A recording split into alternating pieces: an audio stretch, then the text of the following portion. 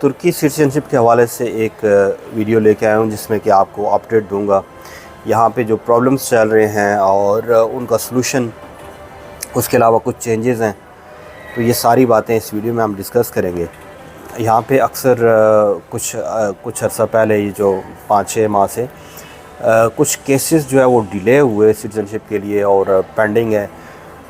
उसमें जो एक एक्सपर्टीज़ रिपोर्ट का इशू बना, तो वो इशू ये था कि यहाँ पे अक्सर जो प्रोजेक्ट वाले हैं, जब प्राइस जो है लीरा गिरा और डॉलर की प्राइस ऊपर गई, तो उसमें जो एक्सपर्टीज़ लगी हुई थी वो, अब ज़ाहिर है कि एक्सपर्टी अगर 4 लाख डॉलर की लगी और वो उसकी लीरा में हुई है पेमेंट, और वो ड्रॉप हुआ लीरा और उसकी वजह से उसकी एक्सपर्टी रिपोर्ट पे फ़र्क आ गया, तो उस पे जो है ना अक्सर लोगों ने किया हुआ। अब उसमें जो प्रॉब्लम आया, जो बेसिकली वो ये मसला बना कि अक्सर यहाँ प्रोजेक्ट वाले हैं, जब वो टाइटल डीड नाम पे होती है तो इमीडिएटली एक्सपर्टी रिपोर्ट के बाद उनको, क्योंकि जो यहाँ पे जो लॉ के मुताबिक जब जिस डेट को आपकी एक्सपर्टी आती है तो उसी डेट से केस जो है वो कंसिडर किया जाता है और वो चेक करते हैं। बाद में बेशक प्राइस ऊपर भी हो जाए लेकिन उसमें कोई प्रॉब्लम नहीं होती, लेकिन इमीडिएटली अब उसमें जो आपका केस सबमिट होना चाहिए। अगर इमीडिएटली नहीं हुआ, जैसे कुछ प्रोजेक्ट वालों ने टाइटल डीड नाम पे ट्रांसफ़र कर दी और फिर डिले किया 1 माह या 2 माह, अब लीरा का रेट ऊपर हो गया, एक्सपर्टी रिपोर्ट जो उसमें डिफरेंस आ गया, अब केस उन्होंने सबमिट किया, तो अब उसके बाद ज़ाहिर है कि उसमें प्रॉब्लम आएगी। तो ये मेक श्योर करें कि जब भी आप किसी जगह पे सिटीजनशिप लेने लगें तो आप उसको इमीडिएटली ट्रांसफ़र के बाद आप कोशिश करें कि विदिन अ वीक वो आपका केस सिटीजनशिप के लिए सबमिट हो जाए, और पहले से अपने डॉक्यूमेंट्स हैं उनको प्रिपेयर कर लें।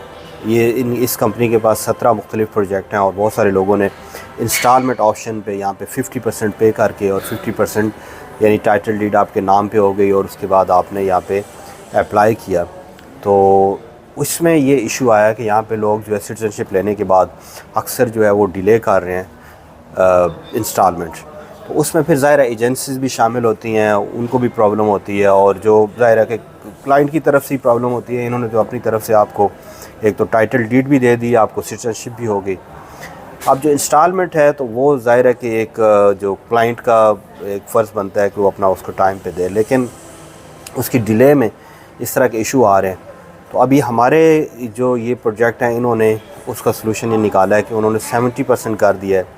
आपने अगर यहाँ पे प्रॉपर्टी परचेज़ करनी है, 30% आपको ये इंस्टॉलमेंट ऑप्शन दे रहे हैं, यानी इनको भी रिस्क कम हो जाएगा उससे, और 70% पे आप अपना टाइटल डीड करके तो आप अपनी सिटीजनशिप करवा सकते हैं। मैं आपको जो प्रोजेक्ट है उनका भी विज़िट करवाता हूँ, लेकिन मैं यहाँ पे कुछ थोड़ी सी डिटेल देता चलूँ। पहले दूसरे नंबर पे इन्होंने ऑप्शन दिया है मुख्तलिफ, जहाँ पे इस पूरे इस्तांबुल में जो प्रोजेक्ट चल रहे हैं, जिसमें कि 50% आप पे करके और टिल आप 70% तक पे करते हैं तो आपको ये टाइटल डीड नाम पे नहीं करेंगे, लेकिन नोटरी के थ्रू जो एक लीगल प्रोसीजर है तो आपका केस जो है वो सबमिट हो जाएगा।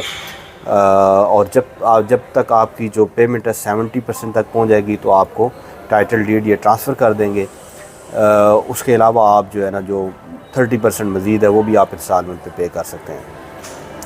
नोटरी के थ्रू जो सिटीजनशिप की एप्लीकेशन है, तो उसमें भी मैं समझता हूँ कि वो है तो लीगल है, लेकिन मैं उसको रिकमेंड नहीं करता उसमें भी, क्योंकि बीच में एजेंसीज़ भी इन्वॉल्व होती हैं, प्रोजेक्ट वाले, सेल्स वाले, मुख्तलिफ यानी इसमें लोग होते हैं। तो इस तरह के कामों में अक्सर जो है मैंने देखा है कि यहाँ पे कुछ लोगों के साथ इशू भी बने। तो बेशक आपको 70% फुल अमाउंट पे करनी पड़े, लेकिन टाइटल डीड अपने नाम पे ट्रांसफ़र करने के बाद ही आप यहाँ पे केस करें। यानी मैं ज़ाती तौर पे अपने किसी भी क्लाइंट को ये रिकमेंड नहीं करता कि वो यहाँ पे नोटरी के थ्रू 50% पे करके और फिर उसके बाद जो है वो सिटीजनशिप के लिए अप्लाई कर दे। उसमें कॉम्प्लिकेशंस आ जाएंगी किसी भी स्टेज पे, प्रोजेक्ट वालों की तरफ से, एजेंसी वालों की तरफ से, क्लाइंट की तरफ से। अगर कहीं पे डिले होता है, प्रॉब्लम बनती है, तो उसमें सब लोग जो है ना वो उसमें प्रॉब्लम में आ जाते हैं। टाइटल डीड ट्रांसफ़र करने के बाद जब आपका केस सबमिट हो जाता है, आपको पासपोर्ट मिल जाता है, तो फिर कम से कम सबसे पहले तो जो क्लाइंट होता है वो सेव होता है, एजेंसी सेव हो जाती है। बाकी रहेगा प्रोजेक्ट वाले, तो प्रोजेक्ट वाले ज़ाहिर है कि वो अपने कानूनी तौर पे वो कोशिश करते हैं कि जिस भी तरीके से उनको पेमेंट हो जाए, तो उसमें कॉम्प्लिकेशन कम होती है। बजाय इसके कि आप 50% दे के नोटराइज़ करने के बाद आप अपना केस अप्लाई कर दें। अभी आपके टाइटल डीड नाम पे नहीं है, किस्तें देनी हैं, बीच में एजेंसीज इन्वॉल्व हैं, मतलब प्रोजेक्ट वाले हैं, सेल्स वाले हैं मुख्तलिफ, तो इस तरह के काम में अक्सर जो है वो प्रॉब्लम होती है। उसके अलावा अभी यहाँ पे जो हमारे पास प्रोजेक्ट हैं उसमें भी ज़्यादातर जो प्रोजेक्ट तकरीबन एंड पे ही हैं, और सिटीजनशिप के लिए जो मतलब जो लोग कर रहे थे, तो रेडी टू मूव भी अवेलेबल है। इससे पहले मैंने वीडियो में दिखाए थे प्रोजेक्ट। और अभी जो 5 प्रोजेक्ट हैं यहाँ पे इस्तांबुल के अंदर ही वो सेल पे हैं, उसमें से चंद जो है तकरीबन कंप्लीट हो चुके हैं, और चंद जो है वो रहते हैं, अंडर कंस्ट्रक्शन है। कुछ पे ज़्यादा टाइम रहता है, कुछ पे कम रहता है, तो वो क्लाइंट की चॉइस के मुताबिक अगर वो रेडी टू मूव चाहता है तो वो मिल जाएगी। और प्राइस जो है, आपको फ़र्ज़ किया कि आप एक 2,80,000 में या 90,000 में आपको सिलेक्ट करते हैं। जैसे हमारे पास ये बिलिगदुजू का प्रोजेक्ट है, तो इसमें और हसन यूथ वाले प्रोजेक्ट में, तो उसमें आपको 2,80,000 में अगर आप करते हैं तो आपको मिनिमम वो 70% यानी 220,000 आप पे करना पड़ेगा, बजाय पहले जैसे 150 में आप करते थे। यानी ये इसमें आप चेंजेस आ चुके हैं। तो मेरे पास जो भी क्लाइंट आएंगे तो मैं उनको ये रिकमेंड करूँगा कि आप बजाय 50% पे करके और टाइटल डीड का वेट करें, तो आप 70% पे करके आप इमीडिएटली अपने नाम पे ट्रांसफ़र करवा के, ताकि उसमें रिस्क फैक्टर सारों के लिए कम हो और प्रॉब्लम ना आए केस में बाद में। दोस्तों, ये प्रोजेक्ट जो है गिज़कुले, ये यकूबलो में है, और इस वक्त तकरीबन ये आखिरी मराइल में कंप्लीट हो चुका है। इसमें 2+1 3+1 ऑप्शन मौजूद है। और इसी तरह ये वाला प्रोजेक्ट जो है हसन यूथ में है, और ये भी तकरीबन इसमें कुछ बिल्डिंग जो कंप्लीट हैं और कुछ अभी अंडर कंस्ट्रक्शन हैं। और इस प्रोजेक्ट के अंदर हसन यूथ में जो कि काफ़ी बड़ा प्रोजेक्ट है और इसके अंदर काफ़ी सेल हुई है, प्राइसेस वगैरह इनकी काफ़ी लो हैं इस प्रोजेक्ट के अंदर। इसमें एक ब्लॉक जो है वो सामने वाला ब्लॉक जो है वो स्टार्ट हो चुका है, और उसके सामने दूसरा जो है वो भी आलमोस्ट तैयार है, और उसमें भी अभी रिसेंटली लोग जो रहना शुरू कर देंगे।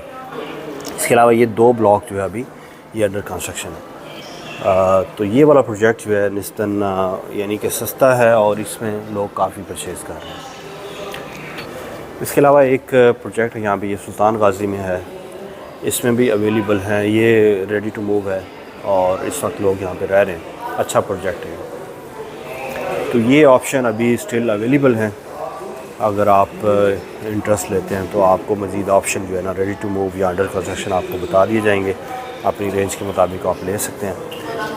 इस वक्त के लिए इजाज़त चाहता हूँ। इंशाल्लाह नेक्स्ट वीडियो के साथ फिर हाज़िर होऊंगा। अल्लाह हाफ़िज़।